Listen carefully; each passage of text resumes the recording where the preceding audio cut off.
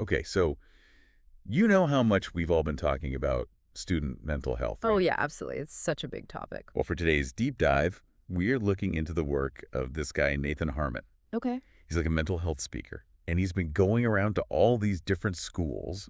Interesting. We've got some promotional materials about him. Yeah. And honestly, I was just like blown away by the sheer number of schools that he's actually worked with. Yeah, how many are we talking? Over 900 since 2017. Wow, that's a lot of schools. It's a ton. I mean, that really highlights the demand for this kind of thing, right? Like for Yeah. people like him to come in, Yeah. it kind of makes you wonder if schools are like struggling to meet these needs like internally, Right. you know? Yeah, exactly. And when you look at like some of his past presentation titles, Okay. it gets even more interesting. Oh, really? Yeah. So like one of them is having vision can help, Okay. and then another one is you were born to overcome.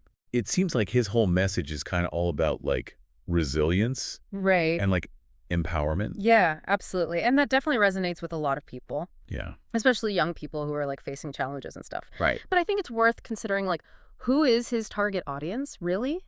Is he talking to students who are dealing with like specific adversities, or is it like a broader message Yeah. for everyone? You know what I mean? Right. Good point. Yeah. Yeah. And then there's this other title that's like trusting beyond how you feel. Ooh, that's an interesting one. That one really struck me. Yeah. It makes you wonder, like, what kind of experiences led him to that message? I know, right? I mean, it definitely kind of hints at this focus on like emotional regulation Yeah.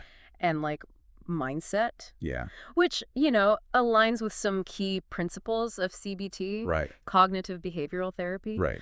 But you're right, it does leave you kind of curious about the deeper meaning behind it. Totally. And speaking of reaching out, you'll notice that he's very direct with his calls to action. Oh, yeah. Yeah, it's like book now inquiry and email me direct now. Uh-huh. It seems like he's really proactive about making himself available.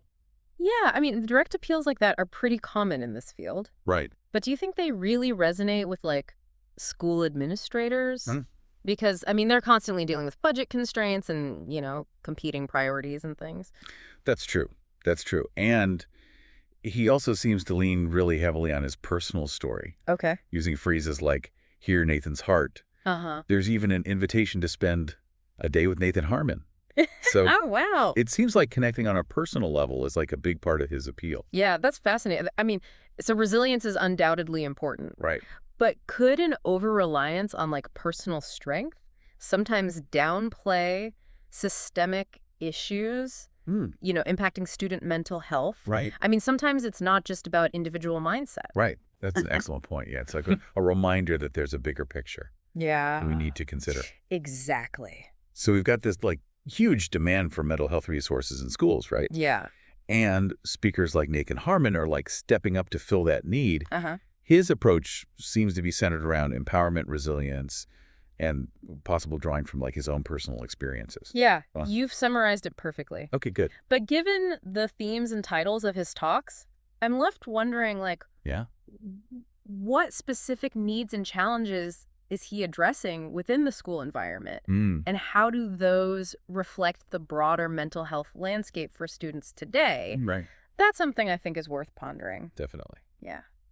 Thanks for joining me on this deep dive. Yeah, this was a good one. Until next time. See ya.